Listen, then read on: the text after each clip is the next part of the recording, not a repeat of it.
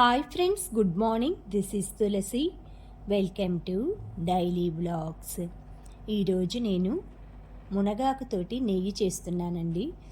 ఎప్పుడూ కూడా మునగాకు నెయ్యి, కరివేపాకు నెయ్యి, తమలపాకు నెయ్యి ఇలా డిఫరెంట్ లీవ్స్ తోటి నెయ్యి అయితే నేను చేసుకుంటాను. నార్మల్ నెయ్యి కాచిన దానికంటే ఇలా మీరు చేసుకొని చూడండి. మన హెల్త్కి కానీ హెయిర్కి కానీ చాలా మంచిదన్నమాట. మునగాకు మనం డైరెక్ట్గా డైలీ తీసుకోవటం కుదరదనమాట. ఇలా చేయటం వలన ప్రతిరోజు మన ఆహారంలో మునగాకుని ఒక పార్ట్గా చేసుకోవచ్చు. మునగాకు ప్రతిరోజు వాడటం వలన మన బోన్స్ స్ట్రాంగ్ అవుతాయి, హెయిర్ బ్లాక్ కలర్గా ఉంటుంది. ఇందులో కొంచెం కరివేపాకు కూడా వేస్తానండి. ఉదయాన్నే నా పనులన్నీ చేసుకున్న తర్వాత సరస్వతి అష్టకం ఈ పాట అంటే నాకు చాలా ఇష్టం అండి. ఎక్కువగా నేను ధనుర్మాసంలో ప్రతిరోజు వింటానన్నమాట. గరుడ గమన తవ చరణ కమలమిద మనసెల సతు మమ నిత్యం, మనసెల సతు మమ నిత్యం, మమ తాపమ పాకుర దేవా, మమ తాపమ పాకుర దేవా. చాలా బాగుంటుందండి ఈ పాట. తర్వాత బీట్రూట్ జ్యూస్ అది వేసుకున్నాను. ఈరోజు బ్రేక్ఫాస్ట్కి వచ్చి పీనట్ బటర్ చపాతీ చేశానండి. అంటే కర్రీ ఏం చేయలేదు, చపాతీలోకి పీనట్ బటర్ రాసేసి మా హస్బెండ్కి అది బ్రేక్ఫాస్ట్ ఇచ్చేసాను. బీట్రూట్ జ్యూస్ దాంతోపాటు. తర్వాత ఈరోజు ఉదయాన్నే వెన్నపూస వేస్తున్నానండి. వెన్నపూస ఎప్పుడు వేసుకోవాలన్నా మీకు తొందరగా రావాలంటే ఈ టిప్ అయితే ఉపయోగించండి. ఇలా మిక్సీ జార్లో వేసుకున్న తర్వాత ఐస్ క్యూబ్స్ ఉంటాయి కదా, మనం డీప్ ఫ్రిడ్జ్లో ఐస్ క్యూబ్స్ పెట్టేసుకొని మీరు ముందు రోజు నైట్ ఆ ఐస్ క్యూబ్స్ని పండ్లు చేసుకుంటేనే బీట్రూట్ జ్యూస్ బ్రేక్ఫాస్ట్ కూడా చేసేసానండి. ఇలా మనం మల్టీ టాస్కింగ్గా చేసుకోవటం వల్ల పనులు అనేవి తొందరగా అయిపోతాయి. కుకింగ్ మనకి ఎక్కువసేపు కిచెన్లో ఉండాల్సిన పని లేదు. నేను ఒకసారి క్లియర్గా చూపిస్తాను. వెన్నపూస ఎప్పుడైనా మనకి రావట్లేదు తొందరగా రావాలనుకున్నా ఇలా మేగడని మనం ఆ మిక్సీ జార్లో వేశాక ఐస్ క్యూబ్స్ యాడ్ చేస్తే తొందరగా వస్తాయి. ఈ మేగడ మొత్తం వచ్చేసి నేను 10 days పాలపైన మేగడ ఉంటుంది కదా, అది కలెక్ట్ చేసి పెట్టుకున్నానండి. దానికి ఇంత క్వాంటిటీ నెయ్యి వస్తుందన్నమాట. అంటే దగ్గర 10 daysకి నాకు 1/2 kilo బటర్ అయితే నెయ్యి అయితే వస్తుంది. బటర్ కూడా మనం నెయ్యిని మెల్ట్ చేయకుండా అలా స్టోర్ చేసేసుకున్న ప్రతిరోజు మనం వాడుకోవచ్చు. బట్ ఏంటంటే బటరు ప్రతి దాంట్లో వాడాలన్నా కూడా కొంచెం టైం టేకింగ్ అనమాట. అందులో కొంతమంది ఇష్టపడరు. తర్వాత నెయ్యి కరుగుతుండగానే మిద్ది పైన మాకు మునగ చెట్టు ఉందండి. పైన టెర్రస్ దాకా వస్తుంది. దాన్ని చిన్న కర్ర ఉంటుందన్నమాట, ఐరన్ సువ్వ. దాన్ని పెట్టి లాగేసుకొని నాకు కావాల్సినంత అయితే ఎప్పుడు కోసుకుంటాను. ఇది పప్పులో వేసుకోవచ్చు, మునగాకు నెయ్యిలో వేసుకోవచ్చు. మనం వేపుడు కూర అంటారు కదా, పెసరపప్పు అదేసి పొన్నగంటాకులాగా కూడా చేసుకోవచ్చు. ఎక్కువగా నాగుల చవితి టైంలో ఉపవాసం ఉన్న వాళ్ళు మార్నింగ్ రసం పెట్టేసేసుకొని టమాటా రసం ఈ మునగాకు కంపల్సరిగా తినాలండి. మా చిన్నప్పుడు అలా చేసేవాళ్ళు అనమాట, మునగాకు కర్రీ. ఈ కాలక్రమేణా ఆ పల్లెటూరుల్లో కూడా మునగాకు ఇవన్నీ వాడట్లేదండి. చాలామందికి ప్రతి ఇంటికి చెట్టు ఉంటుంది పల్లెటూరులో, కానీ వాడేవాళ్ళు తక్కువైపోయి బయట అమ్మే ఆకుకూరలు ఇవే కొనుక్కొచ్చుకుంటున్నారు. ఆ తర్వాత మునగాకైతే ఈ క్వాంటిటీ గట్టిగా పట్టుకుంటే మనకి గుప్పిడంత అవుతుందన్నమాట.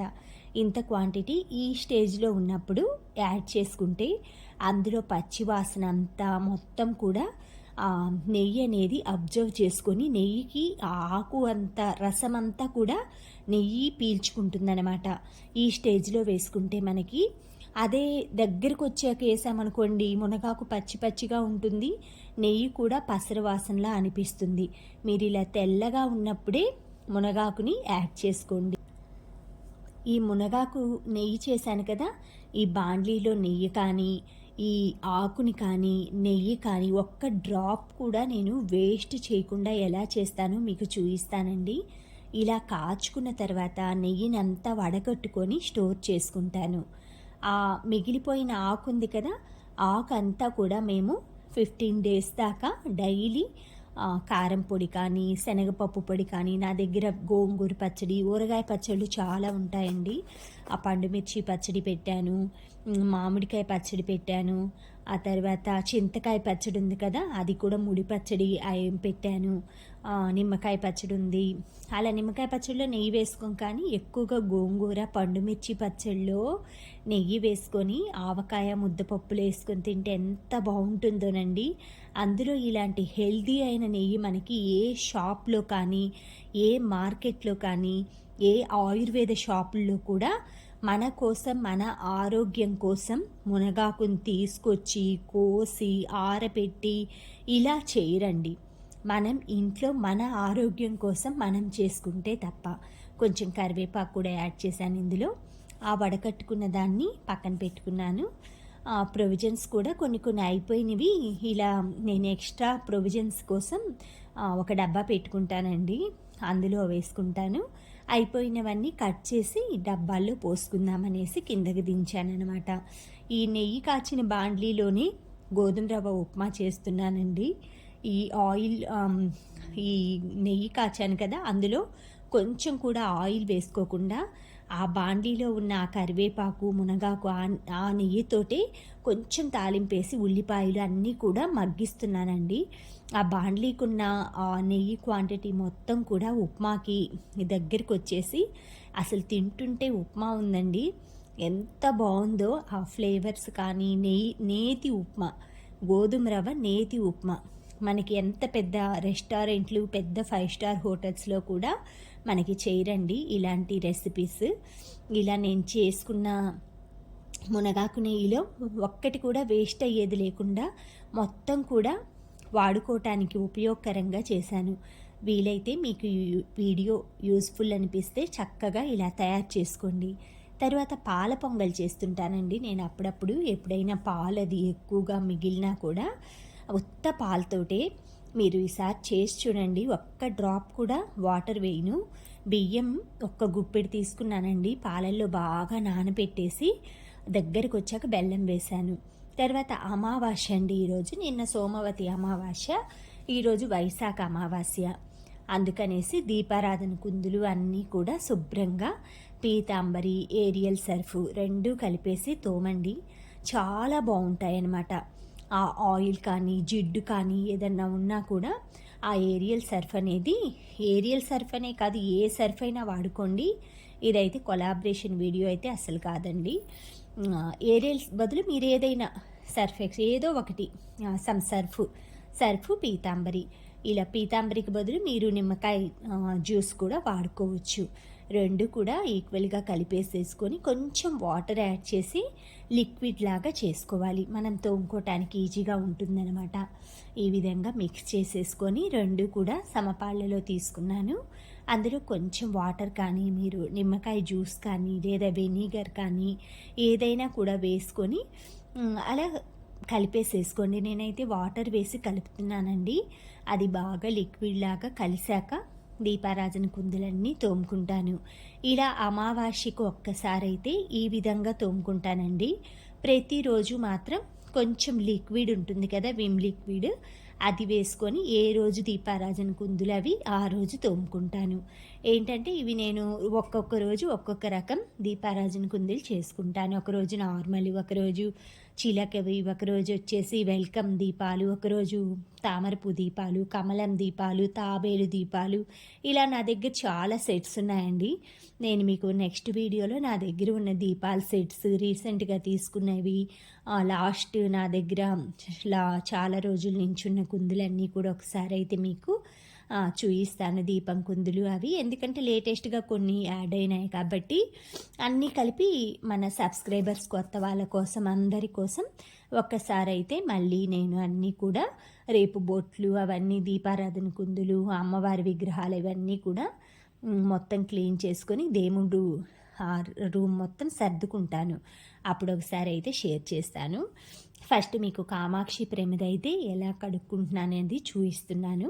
ఫస్ట్ మీరు అందులో ఒత్తులు అవన్నీ తీసుకోండి. ఎప్పుడైనా సరే దీపారాధన కుందులు అవి కడుక్కునేటప్పుడు ఒత్తులు తీసేసుకొని ఒక టిష్యూ పేపర్ తోటి ఆ కుందుల్లో ఉన్న ఆయిల్ అంతా కూడా తీసేసేయండి. తర్వాత కొంచెం వాటర్ కింద పెట్టేసేసి ఆ బొట్టు, గంధంలు ఇవన్నీ కూడా వాటర్లో పెట్టడం వల్ల నానిన తర్వాత చక్కగా మనం ఈ చేసుకున్న పీతాంబరి, సర్ఫ్ లిక్విడ్ మొత్తం పట్టించేసి లైట్‌గా అలా శుభ్రంగా ఇలా కింద పెట్టేసేసి మనకి ఏదైనా సపోర్ట్ అలా తీసేసుకొని మీరు ఫస్ట్ మనం దీపం ఒత్తి వేస్తాం కదండీ! అక్కడ కొంచెం బ్లాక్ కలర్‌గా అవుతుంది. అందుకే మనం శుభ్రంగా ఇలా సపోర్ట్ తీసుకొని ఆయిల్ అది పట్టడం వలన ఆ చిన్న చిన్న ఘాట్లున్నాయి కదా! ఆ గార్వింగ్స్‌లో బ్లాక్ కలర్‌గా వస్తుందనమాట. ఇలా కొంచెం మనం సపోర్ట్ తీసుకొని రుద్దటం వలన చక్కగా మనకి ఆ కుందులనేవి ఆయిలు, ఆ నలుపు రంగు అంతా పోతుంది. మనం నల్లగా లేకుండా చూసుకోవాలండి. దీపారాధన కుందులు ఎప్పుడైనా సరే నలుపు అనేది జ్యేష్ఠలక్ష్మికి సంకేతమనమాట. అందుకే మనం దీపారాధనకి సంబంధించినవి ఏవైనా సరే చాలామంది ఇళ్లల్లో అలానే అదే దీపారాధన కుందుతోటి ఒత్తులు కూడా కొంతమంది తీరండి. ఆయిల్ పోసేసి రోజు అవే చేస్తూ ఉంటారు. అలా చేయకూడదనమాట. మనం తిన్న పళ్ళెము ప్రతిరోజు ఎంగిలి పళ్ళెంలో తినం కదండీ! అలా భగవంతుడికి సమర్పించేవి కూడా ఎంగిలైనట్లే అనమాట. ఒక్కసారి మనం వెలిగించిన, ప్రసాదం పెట్టినా ఏదైనా అందుకనేసి మన ఓపికను తగినట్లుగా మీరు రోజు ఇలా సర్ఫులు, పీతాంబర్లేసి కడగమని నేను చెప్పను. కొంచెం సర్ఫ్ కానీ, లిక్విడ్ కానీ వేసుకొని స్క్రబ్బర్ తోటి కడిగేసుకున్నామంటే మనం మంత్లీ ఇలా కడుక్కుంటే సరిపోతుంది శుభ్రంగా. ఇలా చక్కగా అన్నీ అయితే కడిగేసేసుకొని డిష్‌లో పెట్టేసేసుకొని ఇలా దేవుడి రూమ్‌లో అయితే విగ్రహాలన్నీ ఒక మ్యాట్ మీద కుందులు, ప్లేట్లు అన్నీ కూడా పక్కన. వెండి సామాను కూడా నేను మొన్న పూజ అవి చేసుకున్నాను కదా! అందుకని వాడాను. అవి లోపల కప్‌బోర్డ్‌లో